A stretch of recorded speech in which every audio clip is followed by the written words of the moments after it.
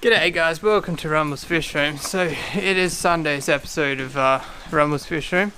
I got some plants for the pond, so it's not really fish related, but it's plant related, but it's not aquatic plants, so it's not really anything related. So while we're on the subject of unfish related stuff, I was thinking about doing a weekly segment how my motorbike ride went. So I'll just talk about it for like 2 minutes every maybe Sunday. A, bike went well. B, parts I need. I need to do the front shock oil, and it needs a new chain. Basically, my chain stretched. The ride height, or the gap, opened up like at 10 mil in one ride, and it's stretched on the last 2 rides, which means it's done. It lasted 12 months, and I only bought a cheap chain. This time I'm going to buy a good chain. See if we can get a bit more than 12 months. So I went riding in a group of like 20 people. I'll set the scene for you. Basically, I'm going on this ride. We get to the site. There's 22 people total, and I was like, oh, I don't think this is going to be a very good ride because there's so many people, and it's going to be lots of stop starting and pain in the ass waiting for people. Turns out I was the person they were waiting for. Now, basically I was about the 4th slowest, and then the other 3 left, like they didn't make it, so that they only lasted like half an hour, and then they ended up taking the fire breaks back to the cars. It was a 65-kilometer loop. In 2 weeks I'm doing 2 60-kilometer rides in one day. I don't know how the hell I'm going to do it, but so just to give you a bit of perspective, when I go riding with my mates, out of my whole group of friends, I'm in the middle, so like I'm definitely not the slowest. Out of my close mates, I've only got one mate that's actually faster than me. So I went into this situation judging myself against my group of mates, with a group that I've never ridden before, and I can't believe how quick they were. Like, very skinny single trail, very, very skinny. I was embarrassed to be at the back, but I feel like my riding skill increased more in that one ride than it has in the last 12 months. So I was feeling a lot of emotions. I was happy because I had a really good ride. It was a lot of fun. P.S. If you want to see a video, I had my camera running, so I can make up a video if you guys want to see it. So after the fun factor, then B was a little bit of embarrassment because of how old my bike was. Basically, the oldest bike there was probably about 2010, 2012, and then mine's an 03. So yeah, I got mixed reviews on the bike. Like, people, I know I shouldn't care what people comment. There was like a couple of people like gas, like go forever, they'll never die. A couple of people were like, what is gas? And a couple of people just kind of looked at it like, what the fuck is that doing here? But yeah, overall that is my review on my ride. Was there anything I missed? I don't know. We did 63 kilometers in 2 hours and 20 minutes with about 3 10-minute stops. So I don't know how many kilometers an hour that is. 3 stops. So we'll say we did it in 2 hours. So it's an average speed of 30 kilometers an hour. To me, I don't know whether that sounds fast or not on single trail, like very single trail hill climbs and all that sort of jazz. But anyway, take that as what you will. Let's get stuck into today's video, which has absolutely nothing to do with riding motorbikes.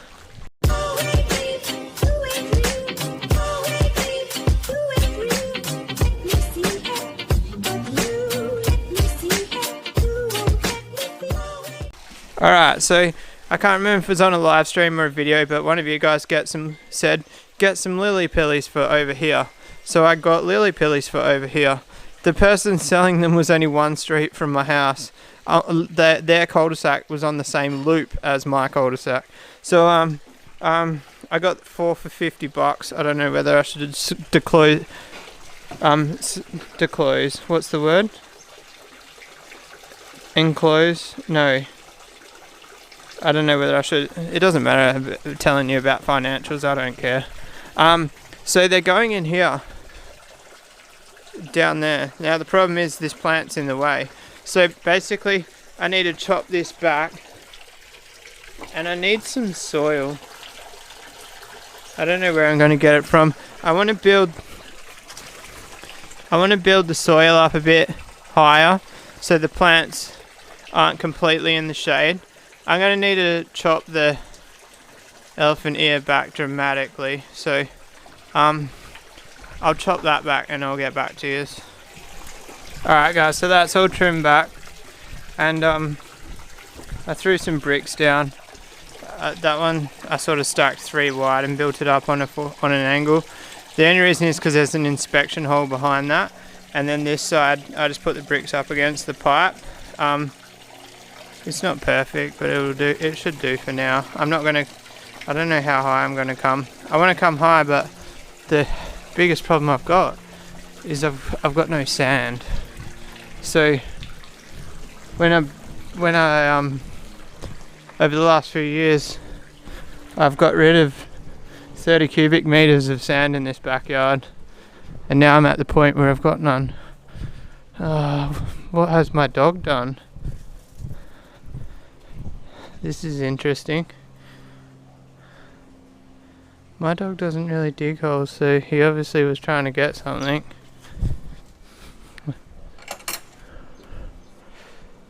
Wonder what he was trying to get. Sorry guys, it's a junkyard back here. Has anybody got like an out of sight, out of mind area out the back of the house? We need a wheelbarrow. Let's just bury a couple more. Put a rock in there. There was already a brick in there. Look, he's dug it out, the wanker. Alright, so I'm gonna get the wheelbarrow. I'm gonna fill this hole in and then I'm gonna find some sand. Alright guys, load 1. Let's use some YouTube magic and we'll get it in there. Bam. How's that guys? Actually, to tell the truth, I lied to you. That was actually barrow load number 2. The YouTube magic started at barrow load number 1. So I've got 2 in there. I'm gonna go 1 more. I don't want to go too high. Also, another reason I don't want to go too high, if I ever need to drain the IBCs, I don't want them collapsing. So I don't know if the sand will make them collapse when I empty them, but that's future me's problem. So if you're ever watching a video and I'm having dramas emptying these because the sand collapsed them, comment below saying past Brendan said sucked in future Brendan, or I might even remember myself, we'll see. Alright guys, so I used this a bit of an excuse to clean up, so I didn't really clean up, I threw shit down the side, but so fun fact is, when we were actually clearing the slab for the shed, this was really high here, and we were already at like 10 cubic meters on the truck, and the only way he could take more sand out is if we got to set another truck. So what we actually did is we pushed a bit of sand into this corner, and I was like, I'll use that one day. One day has been and gone, and now I'm actually going. So this is pretty much dead level with the shed all the way out now. I reckon I've taken probably like a good 20 wheelbarrows out of there. To do the front garden bed, and also I think I put some in this garden bed. Don't look at the garden bed guys, it's not for plants, it's just for weeds and leaves. So I've got an interesting question, right? So if anyone knows, like you got mulch, right, which is the wood chips. Does the leaves act just as good as mulch, like Gumtree leaves, or what? I don't know. Because like this is like 50% leaves, 50% mulch, but if I plant some plants in here, will they benefit from the leaves, or do the leaves like release an oil that will kill off the plants? Let me know. Anyway, let's go put this 3rd bucket in. Gotta go put the camera down before we get the wheelbarrow. I'm struggling a little bit. Oh, and also when I went riding today, I didn't tell you guys, but I also got a bit of a cold. My wife's been nailed pretty hard, being pregnant with a cold. I've just got flu symptoms, so when I went riding today I actually really kind of stayed away from everyone just so I didn't spread it. But yeah, my head's throbbing now, but it was good to get out and ride. I low-key kind of think like sometimes you just got to get on with it when you're sick. Alright guys, so we're running out of daylight. Huge credits to the 50-watt LED again. If you guys don't see me in future videos, it's because I've done way too much today and I'm probably going to be dying tomorrow. But that's alright. We've got our 3 barrows in.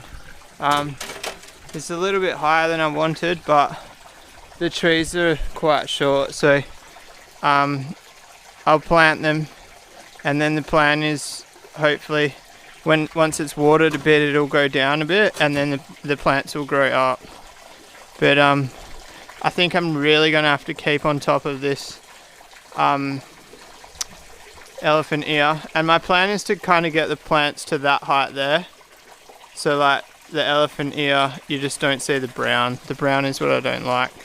Anyway, do you guys want to see me planting plants? I don't think so. So I'm going to plant these and then I'll show you the end result. Alright guys, and just like that they're planted. I really hope they get enough sun. So they should get direct sun from like maybe it's winter now, so probably 11 until 2 maybe. I need to cut this leaf off here maybe,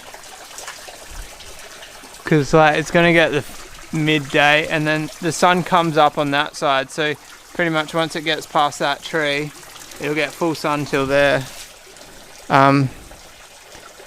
Obviously like only the top halves of the plants are gonna get sun because they're half buried, but we'll give it a go.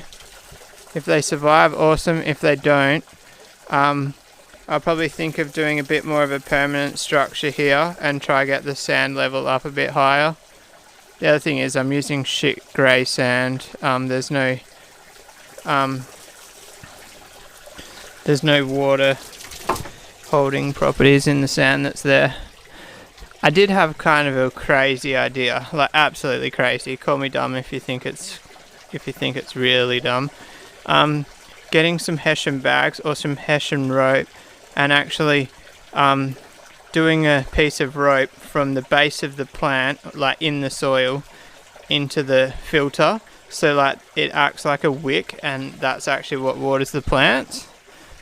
They'll either get root rot or they'll grow too fast for me to trim, so I don't know. Let me know if anybody thinks that's a good idea. I was kind of thinking of making a little attachment for the elephant, so I just walk up there, plug this little hose in, and I can water all of that garden and these with the water from the elephant. I don't know. Or I could even, there's a manifold in there in that tub which is connected to this pump. I could just have a hose with a tap on it and turn the tap on and water the plants. It's not a bad idea. Either way, I want to water these plants with the pond water, not tap water. All my bamboo seems to be not doing so well. If anybody here doesn't know, there's bamboo along that fence. It's not dying, but it's not growing. It hasn't grown for a year, so maybe it needs some more water. Mind you, there's no nitrates in my pond to give it to the plants. The disappointment of having no nitrates. There's not even enough nitrates for algae to grow in the pond. My pond doesn't even have the UV turned on. Let's turn this light on. I'm gonna go lock the shed up. You guys can see. Well, that's too bright for me. Wait, that's as dark as it goes actually. So what was my point? Oh yeah, so the nitrates are that low in my pond that the summer, that's loud. The summer just gone, I didn't even turn my UV on at all, and I didn't get one algae bloom. So keep your nitrates under control, kids, and you won't have to worry about running a UV. I know there's the argument of like UV, like for disease and what it is it, do they say parasites? I need my drill. I'm gonna take my tools to work. Do they say parasites for UV? But anyway, I don't think the water flows through the UV enough to kill parasites. Like, it's 80 watts, but it's 15,000 litres, and it only passes through the UV at like not many litres per hour. So I don't know. Let me know in the comments if you know the answer to that as well. Would it be beneficial to run the UV for the health situation of the fish? I've got some change. But anyway guys, if you like this video, give us a thumbs up. If you want to subscribe for more, hit that little red button. I'll see you guys tomorrow. Peace out.